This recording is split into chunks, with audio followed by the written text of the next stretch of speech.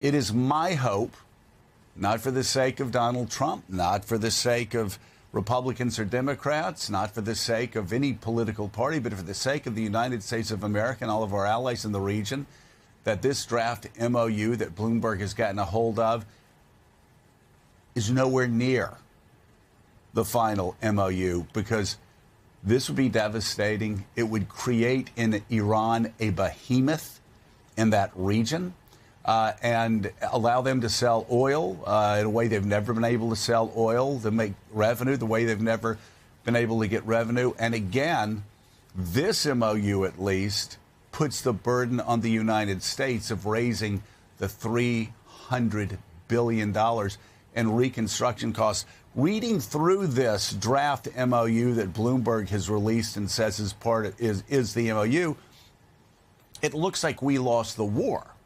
You read through this and you say, wait a second, well, what about the nuclear program? Well, what this MOU says about the nuclear program is saying, pending a final agreement, it will remain, quote, status quo. The nuclear program will be status quo. So, again, it is my great hope that over the next several days, the sensitivities that J.D. Vance was talking about is the sensitivities of a Republican Senate that would be in open rebellion against something like this, and all of our allies in the region and probably across the world, because this MOU would create in Iran a behemoth stronger than it's ever been. Yeah, I mean, a memorandum of understanding is an agreement to negotiate. So let's hope this is the starting off point. But even as a starting off point, it is shocking to read the United States of America conceding some of the things that you just laid out to Iran. If you go back to March the 1st, the morning after this war started, Donald Trump was talking explicitly about regime change. Remember, the nuclear program, he said, had been obliterated, and now it was going to completely wipe out Iran's military. As Defense Secretary Hegseth liked to say, the Navy's at the bottom of the sea. They're incapable of responding in any way. Of course, they've been responding for 4 months now around the Gulf. And you got to a lot of it, Joe, which is ending sanctions, unfreezing assets, and then the creation of this $300 billion investment fund, a private investment fund that, according to Reuters, would include some private American companies along with Gulf companies to pump $300 billion into Iran as an investment fund, a rebuilding fund for that country. It also, Jonathan Lemire, puts an awful lot of trust in a regime that deserves no trust whatsoever, which is to say, status quo on the nuclear program, you just promise us you're not going to pursue and develop a nuclear weapon. That's in writing right now. We'll see it changes by Friday. We'll see if it changes when the bigger negotiations come along. But right now, not a lot to be excited about if you're on the U.S. side. Well, let's start here. It's not usually a vote of confidence in your deal when you won't let anybody read it. And so I think there is a real sense here the Trump administration knows privately this is not a good agreement. We had the president yesterday. He continues. Not only has he accomplished none of the war aims they set out before this conflict began back in February, but yesterday we have him furiously back away from some of the things he has said all along needs to be done. He was asked about the Iran and the uranium dust they still have, and he says, quote, "You could make the case, why are you even bothering removing it? Because it's not really valuable." So even that, he's distancing himself from. And I wrote a piece that just published on The Atlantic this morning. This is a significant defeat for President Trump. This is for the United States. We exit this conflict weaker strategically, economically, militarily, and perhaps even morally when you consider the girls' school that we blew up in the first hours of the war, as well as the fact that we were in negotiations with Iran, seemingly not in good faith, because we then launched the attack soon thereafter. And for Trump, this is sort of a preview I write about how, particularly post-midterms, we'll see him become less and less relevant. He's still the president. Inherently, of course, he'll have power, but the rest of the world is learning to ignore him. We're seeing Iran get the best of him in these negotiations. And Ed Luce, yes, all the caveats that Joe and Willie just laid out, things perhaps could change on Friday. But a big part of this is a huge win for Iran in terms of the money that they're going to have access to, $300 billion from the Gulf, the ability to sell oil again, sanctions apparently being lifted, and no real enforcement mechanism in terms of the nuclear program going forward. As Willie said, and I report in the story, there are some voices in the administration who are skeptical about this. Hegseth, Rubio, Ratcliffe, saying we can't necessarily trust the Iranians to uphold their end of the deal, but Trump, so desperate to put this in his rearview mirror, going ahead anyway. Going ahead anyway. I mean, the Obama deal had international weapons inspectors crawling all over Iran to check whether the deal was being upheld by Iran. So that will be one test. Will there be IAEA, International Atomic Energy Agency, inspections as and when they like all over Iran? And really, if you read this draft MOU, this 14-point draft, you do not get the impression that Iran is about to concede anything like what it did in 2015, which incidentally began with, in the prologue, the statement that Iran pledges not to produce a nuclear weapon. So that's nothing new. That is absolutely boilerplate language. But then if you listen to Vance, who's clearly, being designated as the fall guy here, describing Iran as having, after 47 years, finally seen the light. This has not been a good way of doing business. Now we're going to do business with the United States, and we're going to be reasonable. I'm sorry, but that doesn't even pass the laugh test. Iran today is a considerably stronger regional power, a considerably more threatening one to Israel and other of America's allies than it was on February the 28th. There is no other way to see this than as a complete capitulation by President Trump, and really a moment, I think, of, well, I'm not going to use the word shame, but I mean, a really bad moment for the United States. Well, let's go to Capitol Hill, where Senate Majority Leader John Thune was asked specifically about whether he and other top Republicans have been briefed on what's included in this so-called Iran deal. Has members of the game that you've been briefed on what's in the memorandum?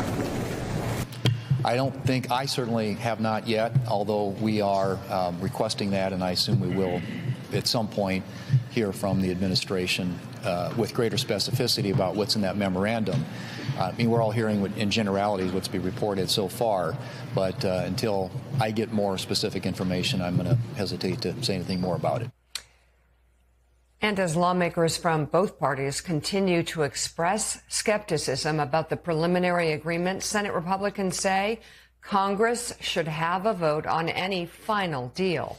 Republican Senator John Kennedy of Louisiana said yesterday, if there is a final deal, and I hope there is, it should come to the Senate for approval.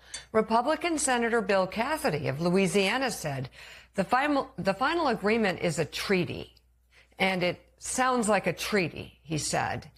Then it certainly seems like the deal should be subject to a vote by Congress. Republican Senator Roger Wicker of Mississippi, who chairs the Senate Armed Services Committee, echoed his colleagues.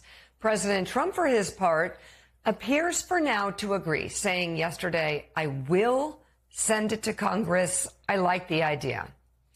I'm glad he likes the idea, David French. How do you think, David French, Congress will react to this if the reporting bears out of what we're hearing of what is in this MOU? Well, here's the problem they have, because they failed and couldn't exercise their authority on the front end. They're in a box on the back end. So, yes, I absolutely agree. This should go before the Senate at the very least. This is absolutely a treaty by any understanding of the word. So, yeah, the United States Senate should weigh in here. But the problem is, and they'll know this, if they say no to this, if they say no, what does that mean? Does that mean a very unpopular war restarts? Does that mean that negotiations restart? What next? Because we were sort of led into this war without these kinds of questions being asked and answered on the front end. Here we are in allegedly the back end, with Congress trying to reassert itself, but no real plan B here at all. Joe, I would just point out the New York Post this morning, a rare moment when you've lost the New York Post. Love bomb. The New York Post ripping President Trump on this deal for showering, it says, this regime with money, the lifting of sanctions, and this $300 billion investment fund for funding the radical regime. That's the New York Post going after Donald Trump. And just one more point, if the big victory in this is that the Strait of Hormuz is open, well, the Strait of Hormuz was open on February the 28th when the war started. Right. So if that's considered the big win of this, and it would be for people paying a lot of money at the gas pump right now here in the United States, boy, the bar's gotten really low. It's gotten really low. If you look at the beginning of the war, the president had threatened the Iranians, said, if you continue to shoot people in the streets of Iran, we're going to come in, and suggested we were going to liberate them. And he called for the liberation of the Iranian people and the changing of the regime and getting rid of the Islamic regime. And so, again, I just want to underline this, Willie. Again, we don't know. We have reporting from Bloomberg. Michael Weiss is talking about it and reporting about what's in this MOU. What we've seen is a draft MOU from Bloomberg. But we also, though, we do get some of that confirmed in pieces. The Wall Street Journal confirming that, in fact, the sanctions are going to be lifted, which, again, if you talk to anybody before Donald Trump won re-election in 2024, they would tell you, they would go on and on about how it was Biden that was responsible for what happened in Israel because they lifted sanctions. They let them out of the box. It's all I heard repeatedly. Oh, you can't lift sanctions on Iran. Well, they're talking about lifting sanctions on Iran.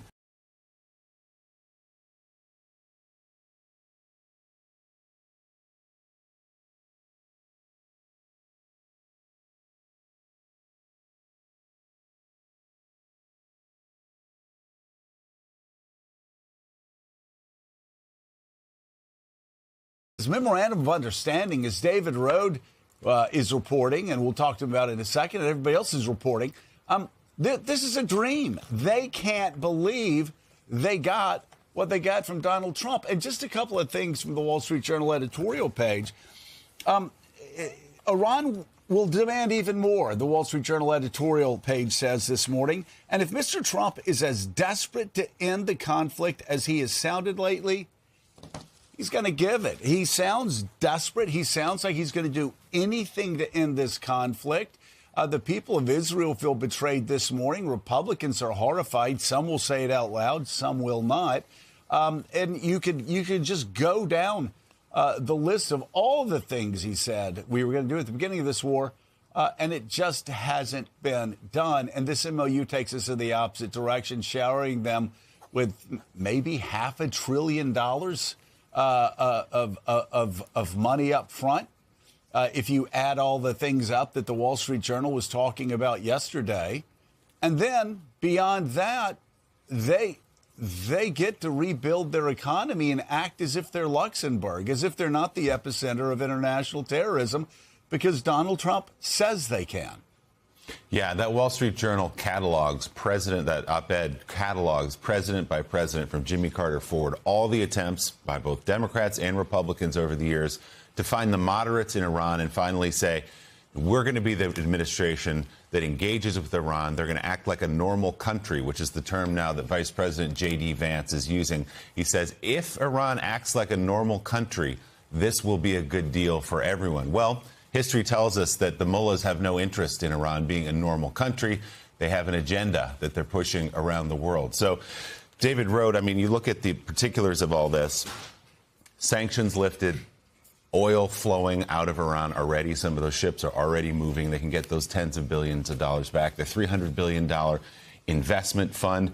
We had the president of the United States, we'll dig into this a little bit later, saying, well, I've got to let them keep some missiles. It's not fair. Saudi Arabia and other Gulf states have missiles. We got to keep the playing field even, which whether you're a Republican or Democrat, made people's heads explode. But he called in the early days of this war for unconditional surrender of Iran. He called for regime change. He said they could not have a nuclear weapon.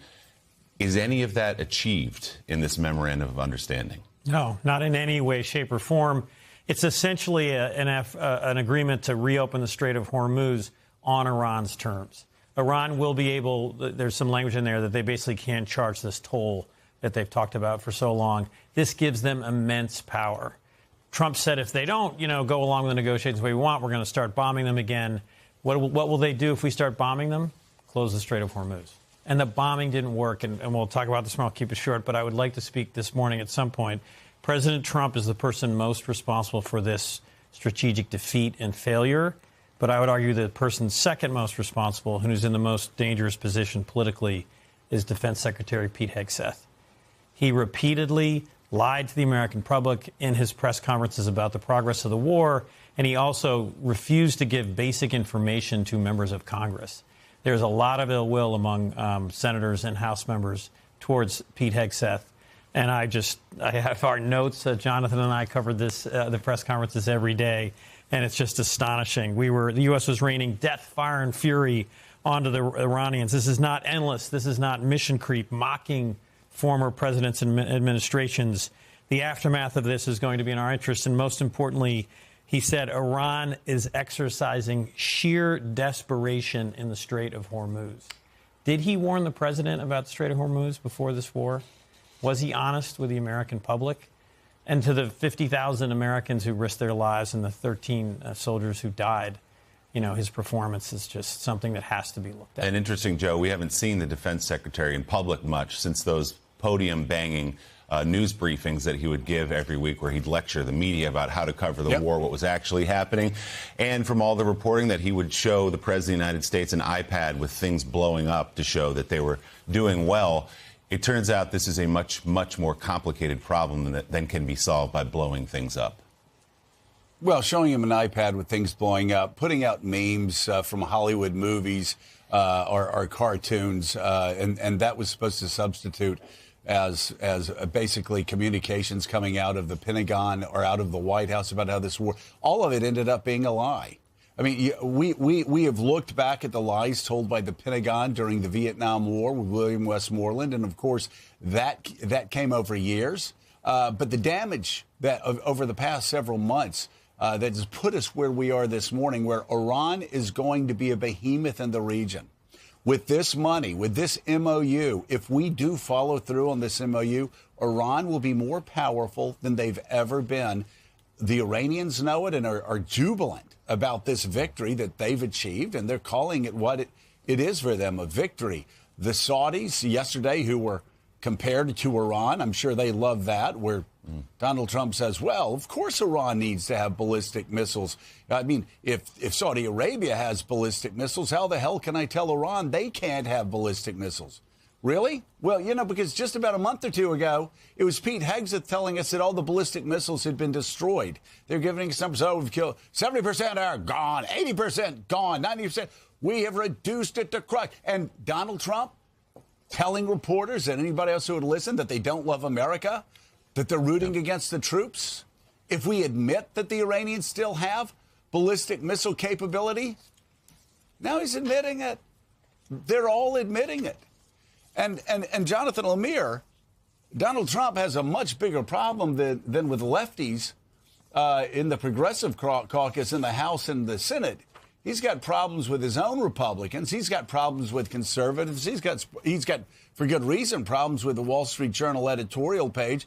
And he's got problems inside his own administration from people who rightly see this as a betrayal. And those who see this as a betrayal have actually read history, and they understand what the Wall Street Journal is trying to say. And I'm going to say, I don't know who taught J.D. Vance at some of the nation's best institutions, right? But they need to get their diplomas back, because we learned from Maggie Haberman and Jonathan Swan that he was pushing for the Insurrection Act before a lawyer inside the White House had to tell the Yale Law School graduate, no, we can't do that. And he's like, oh, okay. And now he's going around talking about Iran like it's a normal country. Well, as if they're Luxembourg. And as the Wall Street Journal editorial pages said again, as Willie said, they take us through every president since 1979 that has tried to find the moderates. We've always joked throughout the war about trying to find the moderates in Iran and how there are not those moderates in Iran who get to power, or else they get killed. And so J.D. Vance keeps talking about the moderates in Iran, and the Wall Street Journal rightly says every president that has given Iran a good deal, thinking that they were going to get the moderates to move forward in Iran, what's happened? Well, what's happened is Iran has used the money to invest in terrorism, to invest in spreading global terrorism across the region and across the world. And it's happened for 47 years. And now that they see a weak president who is scared to continue this fight, in their eyes, they understand they can get whatever they want. The latest example of this administration not knowing its history, even a small one. President Trump signed the memorandum of understanding last night at Versailles. I don't know. Treaties signed at Versailles have not tended to work out well, over the last 100 years or so. And you're right. There's no one who actually likes this deal. Even President Trump's efforts to spin it seem for him fairly half-hearted. I should note he flew back from France last night. He's still up posting on Truth Social trying to defend it. The Iran hawks deeply disappointed. We have seen an open rebellion on the right. The administration going after like Ted Cruz and others. Lindsey Graham, of course, found a way to get there to support Trump, though he's putting a skeptical eye on Vice President Vance, because Vance has become the face of these negotiations in recent days. I mean, you just tick through it. None of the war goals were accomplished. Iran comes out of this stronger than before. The hardliners are empowered. They have more control of the Strait of Hormuz. They're about to get a windfall in order to rebuild their country. And there's certainly no sense that they will stop supporting their proxies in the region who terrorize others. Israel has been checked, it appears, in its ability to respond, which is another real part of this, Joe. And this is, President Trump, shows desperation. That he is now the latest president that Iran has humbled, but he understands that this war was careening off the tracks, the American economy about to go with it, and he decided to take whatever deal he could, even a bad one, to bring it to a close. अंधेरी दीवारों में खुद को ढूंढता हूँ मैं गए जो दिन सहाने थे उन्हीं को सोचता हूँ मैं तुम्हारे बिन ये मौसम भी बड़ा बेसर्द लगता है दिल का हर एक कोना अब बहुत ही दूर भरता है अंधेरी दीवारों में खुद को ढूंढता हूँ मैं ये जो दिन सुहाने थे उन्हीं को सोचता हूँ मैं तुम्हारे बिन ये मौसम भी बड़ा सर्द लगता है दिल का हर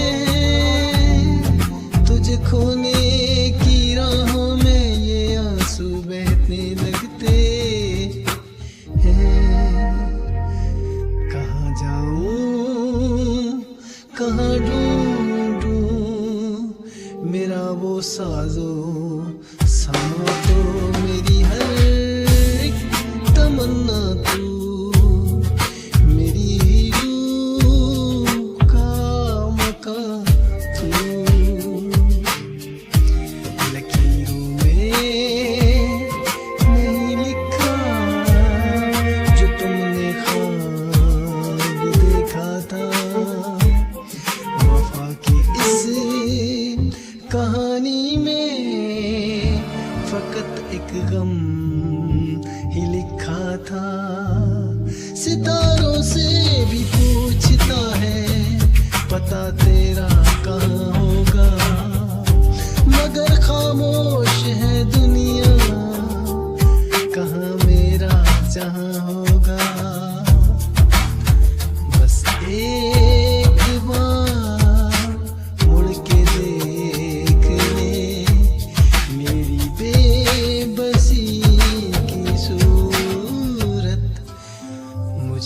आज भी तेरी वफा की सख्त जरूरत